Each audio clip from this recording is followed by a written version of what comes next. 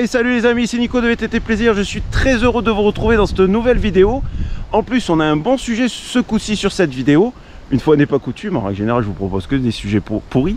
On va parler du marché du VTT en 2022. Neuf, occasion, et on va voir un peu ce qui va se passer dans les prochaines années. On se retrouve tout de suite sur le VTT.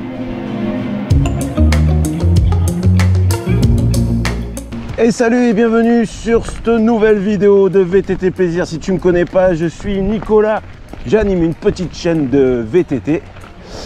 On parle beaucoup de vélo, un peu de course à pied et en grande partie de VTT. Dans cette vidéo, on va parler du marché du VTT à fin 2022. Est-ce qu'on est enfin sorti et on a laissé derrière cette période un peu spécifique de l'économie du VTT? Ou est-ce qu'on s'avance encore vers une longue zone bien chiante d'abus? J'ai souhaité décliner cette vidéo en trois parties, c'est-à-dire que dans la première, on va parler du marché du VTT du VTT 9. Pourquoi, comment? Je vais tâcher de vous donner ma version des faits, on va dire ça comme ça. Une seconde partie, on va parler du marché de l'occasion. Ça a été en grande partie influencé par beaucoup de questions que j'ai sur Instagram. Sur faut-il que j'achète tel ou tel vélo ou quel vélo me conseilles-tu? Donc je vais tâcher de répondre un peu à tout ça. Et troisième partie de vidéo, on va un peu spéculer sur ce qui va se passer dans l'année à venir. Est-ce que ça va se calmer? Est-ce que ça va être pire? Pourquoi? Comment? Restez sur cette vidéo. Je voudrais remercier aussi la société Vemico.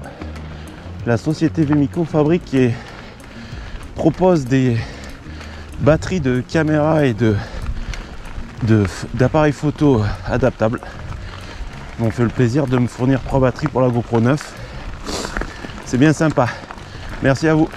Sans plus attendre, on va partir dans le vif du sujet. Alors, vous le savez, je pratique le All-Mountain Enduro depuis peu, mais je pratique le VTT depuis pas mal d'années maintenant.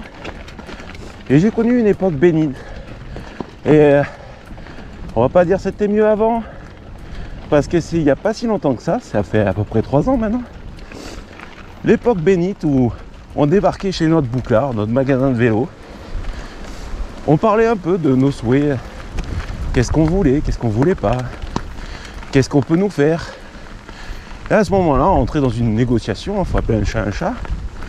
On avait une petite remise qui était bien sympathique et notre vélo au pire dans les 4 mois qui suivaient. Ça, j'ai envie de vous dire, c'était avant. Depuis, vous l'avez constaté les amis, c'est plus pareil.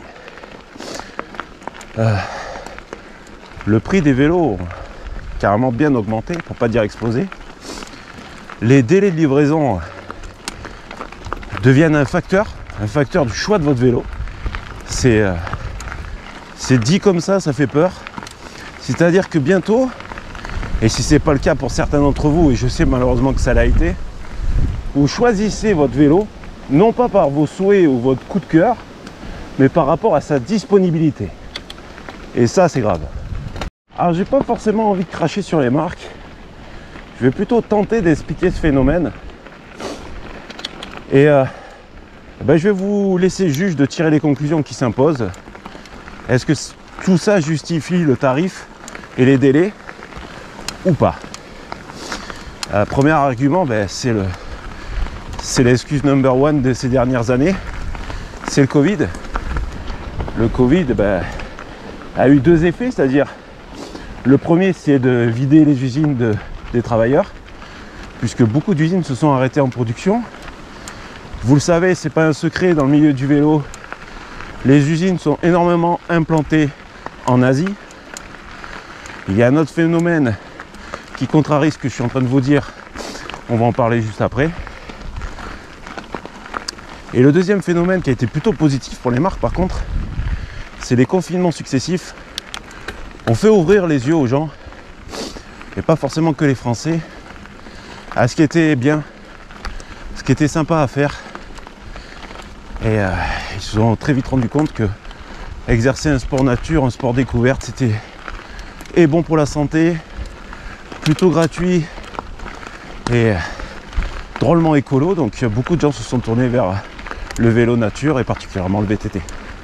Donc une raréfication de la production, on vient de le dire, une augmentation de la demande. À ça est venu se greffer une nouvelle demande, hein, le phénomène VAE. Donc très vite des pénuries de périphériques, hein, ce que j'appelle périphériques, vous savez ce que c'est, hein, les groupes de transmission, les freins et tout ce que toutes les petites fournitures qui englobent et qui font qu'un vélo est un vélo. Et là ça a fait mal. Troisième excuse, on va dire, on va pas parler d'Ukraine et les matières premières ou quoi, puisque c'est arrivé après quand même, et le phénomène était déjà bien présent avant l'Ukraine. On va parler de l'augmentation des taxes sur les... Ça y est, j'ai perdu mon mot, ça y est, je l'ai retrouvé. Sur les conteneurs. Et ça a fait du mal pour la chose que j'avais mis en parenthèse tout à l'heure, c'est-à-dire que beaucoup de marques avec le Covid se sont rendu compte qu'il fallait refaire revenir les entreprises en France, les entreprises de production. Alors, en France, on n'est pas encore capable de sortir des vélos à la chaîne. Je parle en comparaison par rapport aux usines asiatiques. Mais ce que l'on fait déjà, c'est on assemble des vélos en masse en France. Et c'est très bien. Moi, vous savez que quand j'ai le choix, je mets toujours en avant une entreprise française plutôt qu'une autre. Mais il faut aussi le reconnaître, la main-d'œuvre française et la main-d'œuvre européenne est plus élevée que la main-d'œuvre asiatique. C'est un fait. Donc tout ça mis bout à bout, on a le phénomène qu'on a encore actuellement là, en septembre 2022. C'est-à-dire qu'on se retrouve avec des vélos de la même gamme que les 2019-2020, beaucoup moins qualitatif niveau périphérique et plus cher niveau tarif. C'est la conclusion que j'en ai faite et malheureusement, il n'y a pas que moi qui tire cette conclusion. Alors, est-ce que le game est plié? Est-ce que tout est noir au pays du dollar à 2 euros? Eh bien, peut-être pas, les amis. Comme tout marché ouvert, et il est encore bien ouvert parce que c'est un marché qui pète ses records d'année en année, et bien comme tout marché ouvert, et bien, il sera un jour ou l'autre amené à se fermer. Et là, il y en a qui paieront l'addition, croyez-moi. Toujours est-il qu'on commence à voir déjà une petite amélioration déjà sur les délais. La plupart des usines ont réouvertes et l'approvisionnement se fait. Il subsiste quand même des délais un peu plus longs qu'avant. Certains fabricants ont fait le choix de ne produire qu'un certain nombre de vélos. Je vous donne un exemple fictif. Certaines marques ont choisi de produire 5000 vélos alors qu'ils seraient presque sûrs d'en vendre 10 000. Mais ces marques ont fait ce choix-là pour raréfier leurs produits, pour tenir leurs tarifs et pour s'acheter une certaine image de marque. C'est un choix. Pourquoi pas, j'ai envie de vous dire. Et côté bénéfique aussi, c'est que les tarifs élevés, des délais longs, ont fait émerger des nouvelles marques, voire même ressortir des vieilles marques qu'on croyait enterrées. Et rien que pour ça, c'est vrai que ça a quand même été sympa. Toujours est-il, ne croyez pas que tout va changer en 5 minutes. Je crois qu'on a encore 1 ou 2 années de disette devant nous.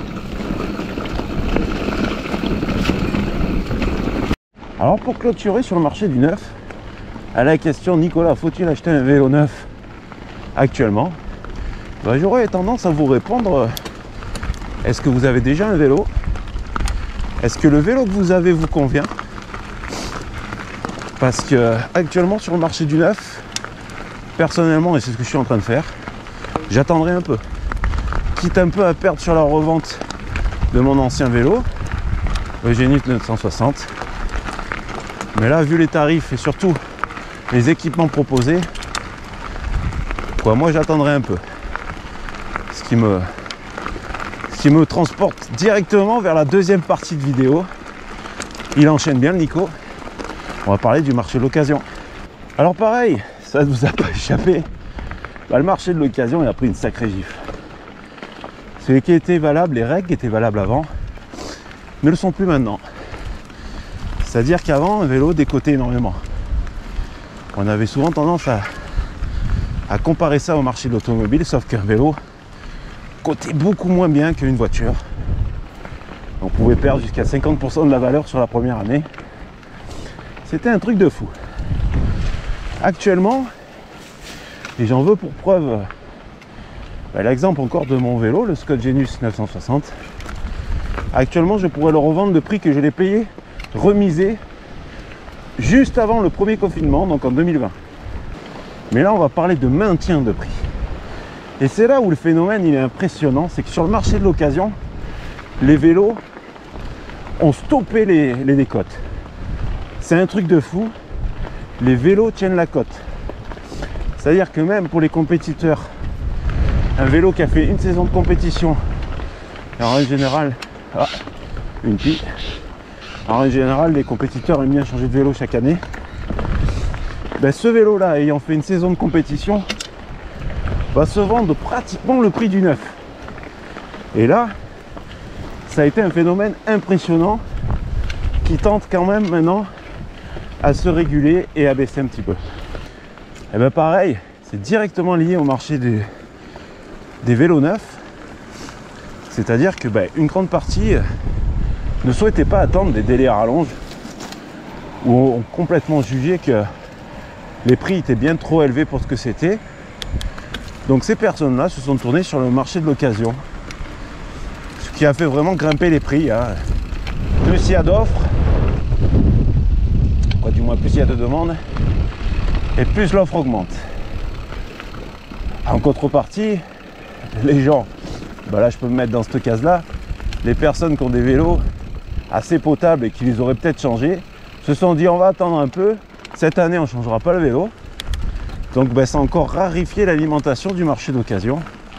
Et les poids lourds de la vente en ligne ne s'y sont pas trompés.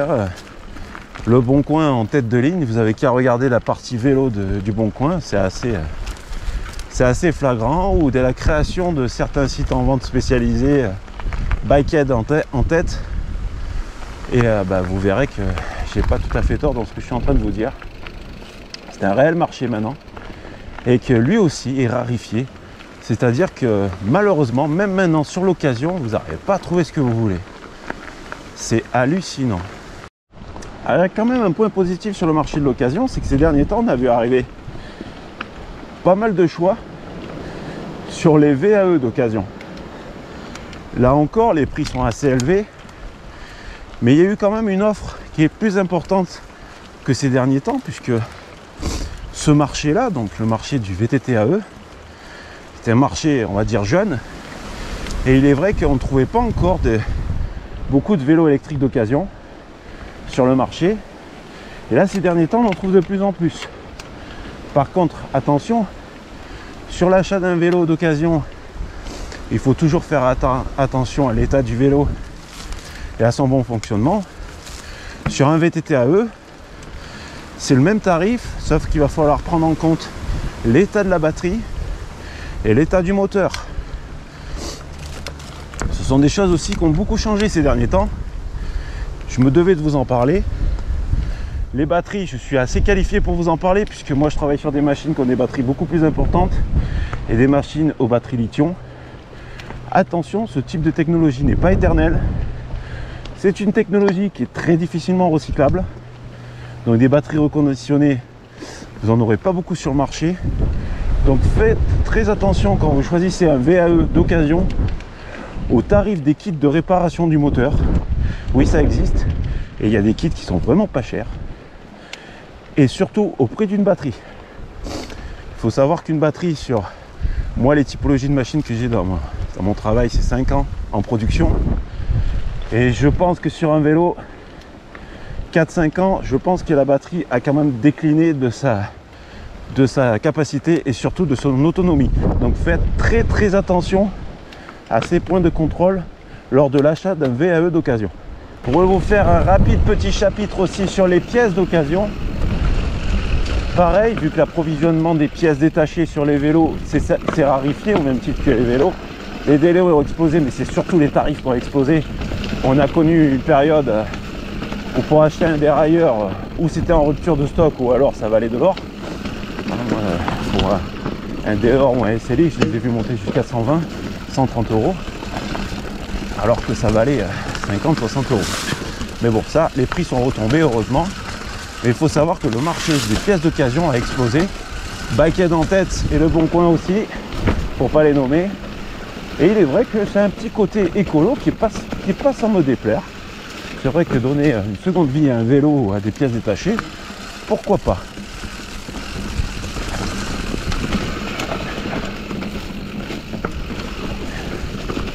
Donc je vous rappelle que le marché d'occasion est actuellement, et à mon goût, un bon choix. Mais faites très attention, faites bien discuter le vendeur qui vous raconte un peu la vie de son vélo. Déjà, vous verrez si vous avez affaire à un passionné ou pas. Bien examiner sa pratique. Et si c'est un mec qui fait que du freeride, regardez bien dessous le vélo ou demandez des photos du dessous du cadre, du sabot et des jantes, hein, des cerceaux de jantes, parce que vous risquez d'avoir de grosses surprises. Donc pareil, marché de l'occasion, c'est peut-être la bonne affaire, surtout pour les VAE si vous touchez un peu en mécanique, mais attention aux mauvaises surprises. Moi perso, ces derniers temps, je me suis vraiment posé la question. Parce que quand on regarde la valeur de son vélo sur le marché de l'occasion, on se dit tiens, quand même mon vélo, je peux le vendre bien. Surtout que moi j'y fais vachement attention quoi. Alors il prend des coups, hein, mais je suis tout le temps dessus à le nettoyer, à le réparer, bon bref, il est suivi quoi. Mais surtout que je peux presque faire quitte, hein, je perdrais un petit peu, mais genre 100-150 euros. Mais ouais, moi ce qui me fait peur, c'est le rachat du vélo derrière quoi. Ça me fait sortir énormément d'argent. C'est pour moi énormément d'argent, c'est minimum du minimum, c'est 1600-1800 euros. Donc pour le renouvellement d'un vélo, ça fait quand même réfléchir. Et surtout que je parle quoi, j'allais dire à gamme équivalente, c'est pas vrai. C'est pour monter un peu de gamme. Si vous changez un vélo, c'est que vous voulez monter un peu en gamme et surtout vous voulez vous faire plaisir esthétiquement, acheter le vélo qui vous a tapé dans l'œil ou quoi. Et ouais, moi pour que je réalise ce souhait là, le tarif ouais c'est 1008, hein. Je prends 1008 dans les dents quoi. Donc on peut pas tout faire, hein. Hashtag prolétaire.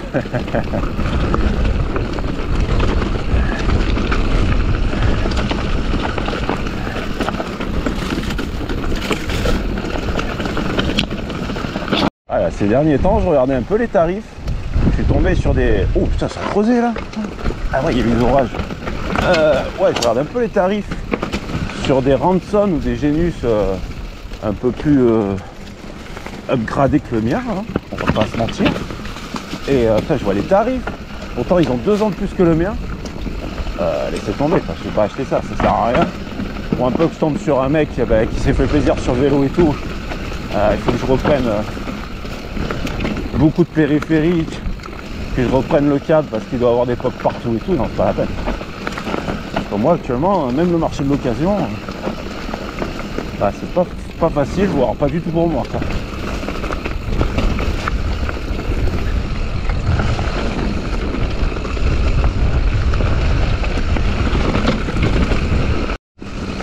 Donc qu'est-ce qui va se passer dans le futur? Le 3e volet de notre vidéo. Ah, vous allez me dire, ouais Nicolas, t'es gentil, mais bon, t'es pas un professionnel du cycle. Tu côtoies pas tous les jours des professionnels du cycle. Ton avis, il est gentil, mais bon, il est peut-être pas objectif. C'est peut-être une bonne réflexion. Ah, choper une manche. C'est vrai que bon, c'est juste la parole d'un youtubeur, voire un influenceur. Une petite parenthèse, j'ai regardé un reportage sur Complément d'enquête. Si vous l'avez disponible en replay, allez voir ça sur les influenceuses et influenceurs de la télé-réalité et des agences qui gèrent ces gens-là. Ça fait réfléchir. Mais bon, passons. Parenthèse refermée. eh ben, j'ai envie de vous donner mon avis et surtout les projections que j'ai moi sur le marché sur les 2 années à venir. Moi je pense plutôt que c'est un marché qui va se tasser. Je me base sur le fait que déjà il y a eu l'effet Covid et beaucoup de personnes alors étrangères au vélo, et c'est pas méchant quand je dis ça, c'est juste des gens qui ont fait du vélo juste par plaisir et qui viennent plus sérieusement à cette pratique. Dans le tas, il y aura forcément des gens qui seront déçus ou qui n'auront plus envie de le faire ou par manque de temps ou déçus de la pratique. Donc ces gens-là, les vélos vont se retrouver sur le marché de l'occasion et ils ne renouvelleront pas les vélos. Donc un marché de l'occasion qui va peut-être augmenter, l'offre va certainement augmenter, donc les prix vont sans doute baisser. Et sur le marché du neuf, eh ben, quand tu as un marché qui stagne, voire même qui va régresser, parce qu'un jour ou l'autre, on double pas la population, donc un jour ou l'autre ça va se calmer. Donc à mon avis, les prix vont stagner. Alors il ne faut pas rêver, les prix ne baisseront pas. Mais si on peut, comment dire, souhaiter et maintenir les prix actuels, déjà je pense que c'est déjà pas mal. Parce que dans 2 ans, les prix actuels sembleront peut-être des prix assez bas. Moi je le vois comme ça et c'est pour ça que moi j'attends. Alors j'ai pas la chance d'être courtisé, ouais, c'est courtisé qu'on dit, courtisé par des marques ou quoi pour avoir des vélos. Mais moi actuellement, voilà, je sais pas, on va l'arrondir à 2000 €. J'ai pas 2000 € à mettre pour changer le vélo. Et surtout en comptant la vente de ce vélo là. Et j'en connais un qui ferait la tête parce que Théo il lorgne dessus. Il aimerait bien le récupérer. Donc moi mes prévisions c'est ça. Alors après dites-moi en commentaire si je me fous vraiment le doigt dans l'œil, c'est possible. Il y a peut-être un élément que j'ai pas pris en compte. Mais malgré toutes les protections, les progressions du marché et surtout les évolutions techniques, notamment sur le marché du VAE, je pense que ça aussi ça va stagner parce que il y a beaucoup de vent aujourd'hui. Oh putain! Ah, j'espère que je ne l'ai pas écrasé. Bon, vous connaissez mon amour pour les serpents et les lézards, mais celui-là était vraiment joli de lézard. J'espère que je ne l'ai pas écrasé. Ouais, je pense que l'évolution technique des VAE va quand même stagner. Ils ont quand même augmenté les capacités des batteries. Les moteurs sont de plus en plus fiables. Et ce que je disais tout à l'heure, ils sont de plus en plus réparables. Et à bas coût, ça c'est intéressant. Donc oui, un marché qui va stagner. Donc on va retrouver quand même une période accessible à des cyclistes. En tout cas je le souhaite parce que mine de rien c'est quand même, ça devient vraiment un sport de riche. Non, le réchauffement climatique n'existe pas. J'ai connu les mecs qui sautaient des rochers là-bas. Là s'ils sautent ça risque de faire mal. Ouais les amis. Oh, alors que je vois des petits champignons, des mauvais. Ben voilà, cette vidéo se termine. Ben, donnez-moi votre avis ou votre retour d'expérience en commentaire. Ça m'intéresse. Voir un peu si le marché est à peu près égal dans tout l'hexagone. Bon, je me doute que c'est à peu près pareil, mais des fois il y a des petits écarts quand même en sud ou par rapport au nord et vice versa. Donc ouais, je suis curieux de vos avis. Toutefois les amis, ça m'a bien fait plaisir de vous représenter une petite vidéo de chat comme ça, là, ça faisait longtemps. J'espère que cette vidéo vous a plu. Merci d'être de plus en plus nombreux aussi sur Instagram. On a dépassé les 1500 followers. C'est déjà pas mal. Puis moi ça suffit à mon bonheur. Merci à vous de faire grossir toujours les rangs de VTT Plaisir. Juste une petite parenthèse aussi, je rencontre un petit problème maintenant par chez moi avec des petits plaisantins qui parlent au nom de la chaîne sur des sujets assez épineux dans les collines, tout ça. Donc c'est vrai que je suis quelqu'un qui m'engage beaucoup et je donne souvent mon avis. Vous savez que je suis assez franchouillard.